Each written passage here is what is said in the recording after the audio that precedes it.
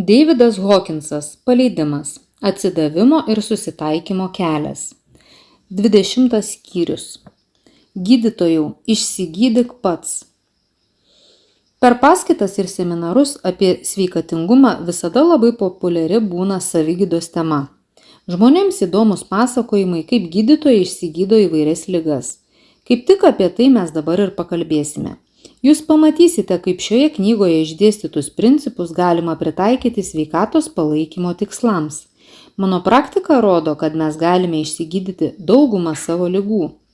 Ligos eigą įmanoma pasukti atgal sveikimo kryptimi, nebent liga turėtų labai svarias karminės priežastis. Kartais pavyksta nugalėti net labai rimtas ligas ir tai atsitinka tada, kai paleidžiame vidinį negatyvumą. Įvyksta persilaužimas, kurį amerikiečių filosofas Tomas Kunas pavadino paradigmos poslinkiu. Pasikeičia supratimas apie save ir pasaulį. Ligą tada pamatome visai kitame kontekste. Liga jau nėra bausmė, pavyzdžiui, už nesveiką gyvenimo būdą ar už kitus nusižengimus. Taip pat liaujamės tapatinti su kūnu, kurį kamuoja liga. Mes nesame kūnas, vadinasi, nesame ir liga. Net kai kūnas serga, galime jaustis sveiki. Kita vertus, sunki kūno liga, fizinė kančia ir mirties artumas dažnai padeda atsisakyti senų įsitikinimų ir priartina prie tiesos. Pagrindiniai principai. Dabar detaliau pakalbėsime apie ištisą grupę ligų, kurias galima išsigydyti paleidę iš savęs negatyvumą. Bet pirmiau prisiminsime pagrindinius principus, kuriais pagrįstas šis procesas. Štai svarbiausi teiginiai. Mintis yra daiktas, kuris turi savo energiją ir formą. Kūnas yra valdomas proto generuojamų minčių ir jausmų, todėl jei norime išsigydyti kūno ligą, turime keisti ir mintis, ir jausmus. Mintis turi tendenciją reikštis per kūną. Kartais negatyvūs jausmai teikia slaptą atlygį. Pavyzdžiui, kai jaučiamės bejėgiai, drauge mėgaujamės gailesčiu savo. Tokiais atvejais būtina atsisakyti tokio atlygio ir tada paleisti negatyvų jausmą. Kūnas nėra mūsų tikrasis aš. Kūnas tai marionetė, kurią valdo protas. Neįsisąmoninti įsitikinimai gali įgauti ligos formą, taip pat ligos formą dažnai įgauna nuslopinti negatyvūs jausmai. Nuslopinti negatyvūs jausmai provokuoja tam tikras mintis. Kai paleidžiame negatyvų jausmą, kartu su juo dingsta tūkstančiai ar dešimtis tūkstančių minčių. Kai norime paleisti negatyvų jausmą, pirma turime iškelti jį į paviršių, pripažinti, kad jis yra, jo nevertinti, nesmerkti ir jam nesipriešinti. Tiesiog stebime jausmą, leidžiame jam tiesiog būti ir nebandome jo pakeisti. Kai būname pasiruošę išsilaisvinti iš jausmo, jis išnyksta. Jeigu jausmas buvo stiprus, jis gali grįžti atgal. Galimas daiktas, su juo yra susiję ir kiti jausmai. Juos reikia iškelti į paviršių ir taip pat paleisti. Pavyzdžiui, negatyvų jausmą gali lydėti kaltė. Esu kaltas, kad leidau tam jausmui įsigalėti. Tada pirmiausia reikia paleisti kaltę. Jausmai neatspindi mūsų tikrojo aš. Jausmai ateina ir praeina. O tikrasis aš lieka toks pat. Jausmai bangelės tvenkinio paviršiuje, o tikrasis aš yra tvenkinio gelmė, kur visada viešpatauja ramybė. Paleidimo procesas bus sėkmingas, kai liausitės tapatintis su jausmais. Kad ir kas įvyktų jūsų gyvenime, suformuluokite tvirtą ketinimą paleisti iš savęs visą vidinį negatyvumą. Supraskite, kad laisvė yra kur kas vertingesnis dalykas nei negatyvūs jausmai. Negatyvius jausmus kur kas geriau paleisti, negu juos išreikšti ar nuslopinti. Mūsų tikslas yra negatyvius jausmus pakeisti pozityviais. Kai paleidžiame negatyvų jausmą, viduje pasijuntame lengvesni ir šviesesni. Turime paleisti iš savęs troškimus. Tai nereiškia, kad tada negausime, ko mums reikia. Atvirkščiai, tokiu būdu sukursime aplinkybės, kurioms reikiamas dalykas atsiras mūsų gyvenime. Stenkimės bendrauti su žmonėmis, kurie irgi yra nusiteikę paleisti negatyvumą ar išsigydyti ligą. Būkime jų auros lauke ir dalykimės tarpusavyje savo energijomis. Nepamirškime, kad panašus traukia panašų. Savo minčių ir jausmų paslėpti mes negalime. Aplinkiniai žmonės visą tai intuityviai perskaito ir atitinkamai reaguoja. Jei sergame ir norime pasveikti, turime būti atkaklus. Kartais liga, kai imame praktikuoti paleidimą, pasitraukia greitai, bet kai kurioms lėtinėms ligoms įveikti reikia kelių mėnesių ar net kelių metų. Kai pradedame praktikuoti paleidimą, kartais pasąmoningai šiam procesui priešinamės, todėl pirmiausia reikia paleisti šį pasipriešinimą. Mūsų būsena ir elgesys priklauso tik nuo to, kokios yra mūsų mintys ir jausmai. Neduokite fiziniams sutrikimams vardų, nekabinkite ligoms etikečių. Pavadinimas ir etiketė – tai ištisa programa. Paleiskite jausmą, kad sergate kokią nors ligą ir sutelkite dėmesį į konkrečius simptomus. Pavyzdžiui, kai sergame astmą, jaučiame spaudimą krūtinėje, mus dusina, tačiau neduokite šiems simptomams jokio pavadinimo. Kai pasakome, kad sergame astmą, paleidžiame veikti astmos programą ir prie esamų simptomų prisideda daug kitų, apie kuriuos sužinome skaitydami specialią literatūrą ar mums apie juos praneša gydytojai. Kai ligos netenka etikečių, savigydos procesas vyksta kur kas greičiau. Nesuteikite etikečių netgi savo jausmams. Tiesiog juos jauskite. Tada energija slypinti už negatyvių jausmų susilpnėja. Ligų gydymas. Vienas gydytojas sulaukęs 50 metų jau turėjo visą puokštę ligų. Jų sąrašas labai netrumpas. Štai jis. Lėtiniai migreniniai galvos skausmai, Eustachijaus vamzdžio susirgimas, dėl to jausdavo skausmą skrisdamas lėktuvu, kai pakisdavo oro slėgis. Trumparegystė, sinusitas, alergija, dermatitas, podagros priepuoliai, pakilęs cholesterolio lygis, 12-pirštė žarnos opa, pacientas ją gydėsi 20 metų, bet nesėkmingai, pankreatitas, gastritas su komplikacijomis, dėl to turėjo laikytis griežtos dietos, lėtinis kolitas, divertikuliozė, storosios žarnos liga, kurią jam rekomendavo gydyti chirurgiškai, kiti žarnyno sutrikimai irgi buvo siūloma gydytis chirurgiškai. Kaklinis lankstelio artritas ir kitos stuburo problemos, juosmens skausmai, Reino sindromas, dėl šalčio kylantis galūnių kraujotakos sutrikimai, dėl kurių atsiranda gangrenos grėsmė.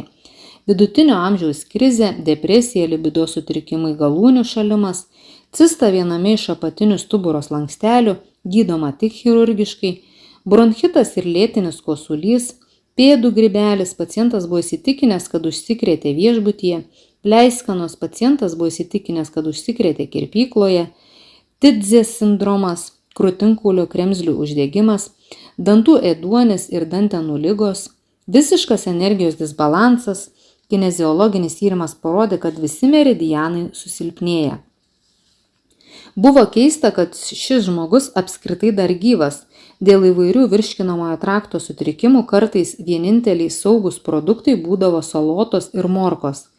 Per kelerius pastaruosius metus vyras neteko apie 12 kg. Draugai netgi ėmė tarpusavėje šnabždėtis, kiek jam liko gyventi. Jie padarė išvadą, kad daugiau kaip 53 metų jis nesulauks.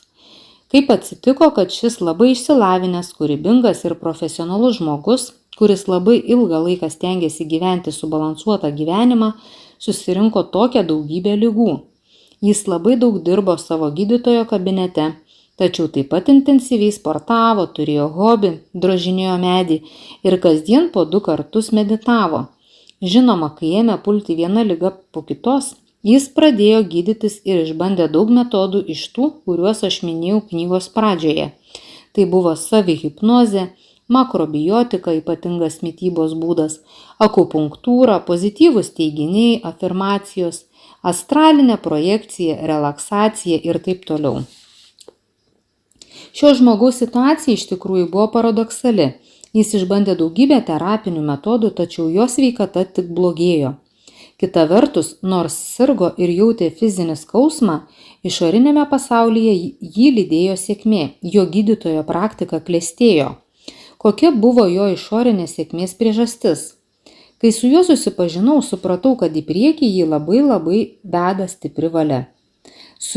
Sutelkęs valią jis sugebėdavo pašalinti iš savo kelio visas kliūtis, o viena iš kliūčių buvo negatyvūs jausmai, jis juos tiesiog nuslopindavo. Bet mes jau kalbėjome, kad nuslopinti jausmai niekur nedingsta, jie slypi viduje ir žaloja fizinį kūną. Taigi, nors šis gydytojas visokiais būdais stengiasi pagerinti savo būseną, nuslopinti jausmai veikia pragaištingai ir ligos nesitraukė. Maža to, jis jautėsi kaltas, kad nesugeba išsigydyti, o kaltės jausmas jo būseną komplikavo dar labiau. Situacija pradėjo keistis, kai gydytojas perskaitė jau mūsų minėtą stebuklų kursą. Jis buvo labai užimtas, tačiau stebuklo kurso technikos laiko reikalauja visai nedaug. Jų esmė tokia, kad kai protas iš smerkimo ir baimės būsenos pereina į meilės ir atleidimo lygį, prasideda stebuklingos transformacijos. Kai tik protas suvokia, kad yra paprastas būdas palengvinti vidinio negatyvumo spaudimą, jausmai ima kilti į paviršių tarsi iš atidarytos Pandoros skrynios. Gydytojas negalėjo patikėti, kad jo viduje slypi tiek daug negatyvių jausmų. Pirmiau jis buvo pernelyg užsiėmęs ir tiesiog neturėjo laiko patyrinėti savo jausmų pasaulio. Dabar jam pasidarė aišku, kad kaltę jis jaučia ne vien todėl, jog nesugeba išsigydyti. Kaltas jis jautėsi ir dėl to, kad pasąmoningai smerkė savo pacientus, jog šie serga. Kaltės jausmas žadino pyktį, o pyktis stiprino kaltę. Jis sukosi tarsi voverė rate ir negalėjo iš jo ištrūkti. Tokia negatyvių jausmų kombinacija traukė jį žemyn. Dėl to susirgo ir jautėsi nelaimingas. Negatyvūs jausmai klastingi. Mes nenorime jų pripažinti ir bandome suprojektuoti juos į išorę. Mums reikia priešų, kad užuot tarę aš pykstu, galėtume pasakyti jie pyksta ant manęs. Tai yra įvairių tironų pamėgtas manipuliacijos metodas. Jie primeta kaltę ištisoms žmonių grupėms, kad galėtų suvaržyti jų teisės ar tiesiog užkariauti.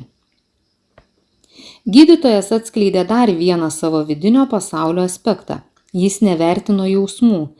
Jo gydytojo darbas reikalavo aktyvaus kairiojo pusrutulio, kuris atsakingas už racionalų mąstymą, faktų analizę ir logiškas išvadas. Jausmai gydytojo supratimu priklausė moteriams, vaikams ir menininkams. Dešiniojo pusrutulio pasaulis jam buvo svetimas, bet dabar jis galiausiai suprato, kad neigdamas jausmų svarbą, tik dar labiau blogina savo padėtį. Praėjo visai nedaug laiko ir gydytojas savijautą ėmė taisytis. Pirmiausia, susilpnėjo virškinamojo trakto negalavimai ir per eilinę apžiūrą gydytojai jam pasakė, kad operacijos neprireiks. Paskui pradėjo trauktis kiti simptomai, kurie kamavo daug metų, netgi dešimtmečių. Kūnas pasidarė stipresnis ir energingesnis. Vyras pradėjo vertinti jausmus, išmoko iškelti juos į paviršių ir paskui paleisti. Prasidėjo aktyvus veikimo procesas, bet jis nebuvo visiškai sklandus.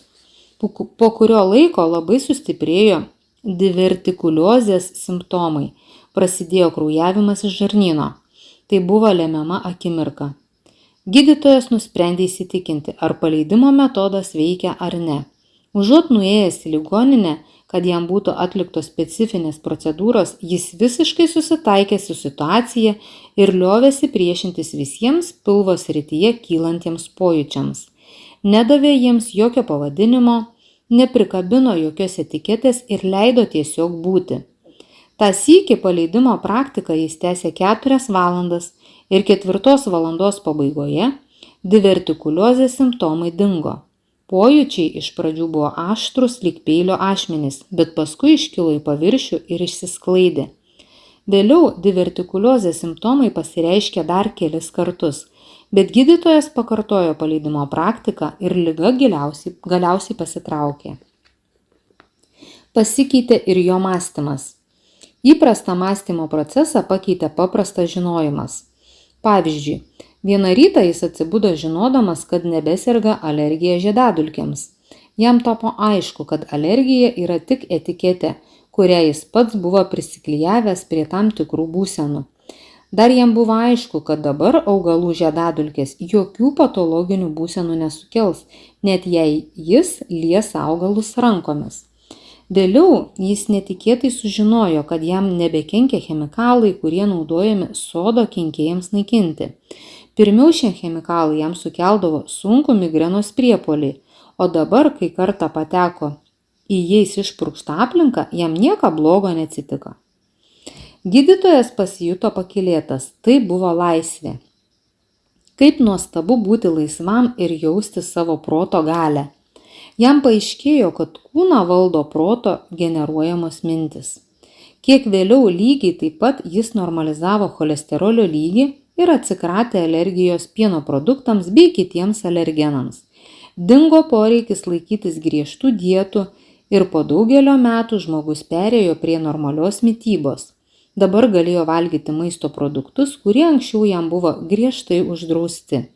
Į savo valgiaraštį jis įtraukė netgi tokį nesveiką desertą kaip karštas šokoladas su ledais ir sirupu. Nuo tos dienos, kai jis pradėjo paleidimo procesą, buvo praėję keleri metai. Kartais kai kurie buvusių ligų simptomai grįždavo, ypač kai patirdavo stresą, fizinę įtampą ar kai suvartodavo per daug cukraus su kofeinu, tačiau būsena greitai normalizuodavosi. Tokiu pat būdu jis atsikratė simptomų būdingų vidutinio amžiaus krizei, nes suprato, kad ši krizė tik programa, pasąmoningas įsitikinimas, minčių rinkinys, kuris valdė kūną. Kai šiuos įsitikinimus paleido, visi krizės simptomai dingo. Išsigydęs pagrindinės ligas, gydytojas perėjo prie smulkesnių negalavimų. Susitvarkė Eustachijaus vamzdis ir jis nebejautė jokių nepatogumų skrisdamas lėktuvu. Gydydamas šį negalavimą, vyras taip pat taikė vizualizacijos metodą. Mintyse regėjo, kad jo dešiniosios ausies Eustachijaus vamzdžio padėtis ausyje yra taisyklinga. Paskui paleido įsitikinimą, kad pleiskanomis galima užsikrėsti kirpykloje ir jo plaukai liovėsi pleiskanoti. O kai atsikratė įsitikinimo, kad kojų grybeliu užsikrėtė nuo viešbučio grindų, dingo ir grybelis. Jaunystėje gydytojas labai mėgo šokti, bet dėl kaklo skausmų ilgą laiką to daryti negalėjo. Kai stuburo negalavimai dingo, jis vėl pradėjo šokti ir iš karto atkreipė dėmesį į vieną dalyką. Jo kūnas per šokį juda taip, kad skatintų tolesnį stuburo gijimą. Atrodo, nubudo vidinis chiropraktikas ir ėmė vadovauti jo judesiams. Tai nepaprastas jausmas. Stuburą dabar gydė nematomas gydūnas.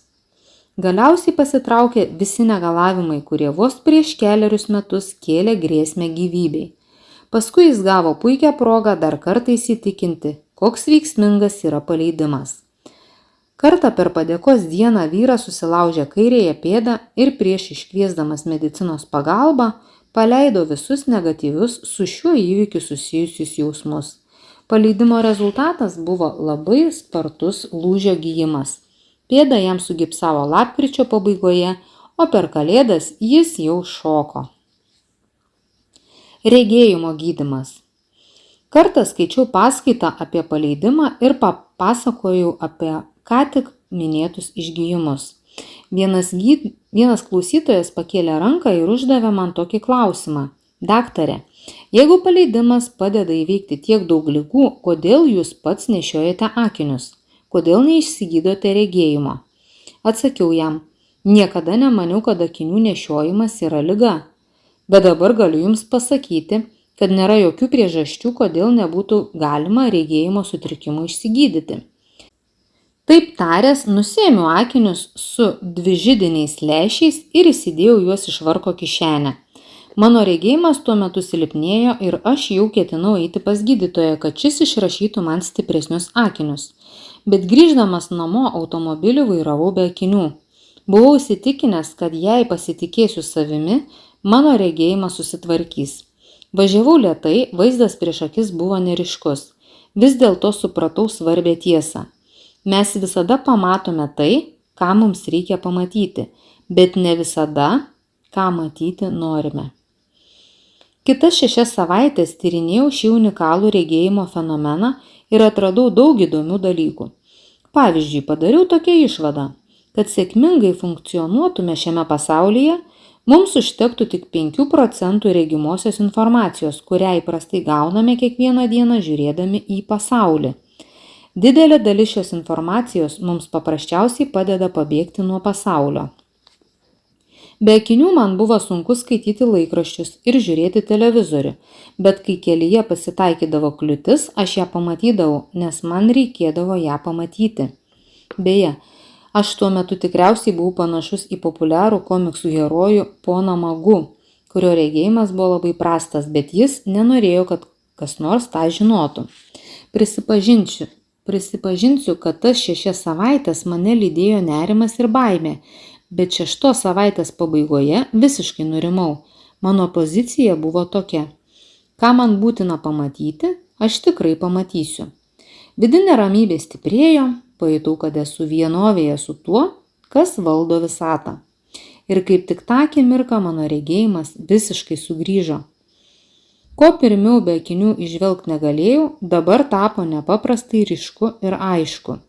Kai reikėjo pratęsti vairuotojo pažymėjimą ir aš nuėjau pasitikrinti regėjimo, akių gydytojas pasakė, kad mano akys sveikos ir akinių man nereikia. Šią istoriją išgirdo daugybė žmonių. Daug iš jų nusiėmė akinius ir pakartojo mano patirtį. Labai įdomu, kad visiems jiems tam prireikė tiek pat laiko, kiek ir man 6 savaičių.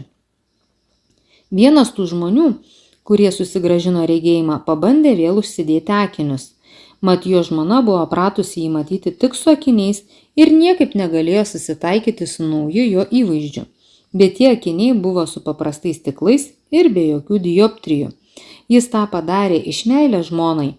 Tai visai kas kita, nei nešioti akinius dėl prasto regėjimo. Visi, kas tokiu būdu susigrąžino puikų regėjimą, priėjo prie vienos išvados. Mes regime ne akimis, o protu. Viena moteris dėl akių traumos neteko regėjimo beveik iš karto po gimimo, bet kai ėmė praktikuoti paleidimą, labai greitai pajuto, kad regėjimas grįžta. Kad geriau suprastume, kaip įvyksta visi panašūs išgijimai, o kai kurie iš jų yra tikras stebuklas, turime pakeisti požiūrį į kūne vykstančius fizinius procesus ir įgijimo mechanizmus. Tada paaiškėja, kad vidinės savigydos jėgą sužadina negatyvių jausmų paleidimo procesas.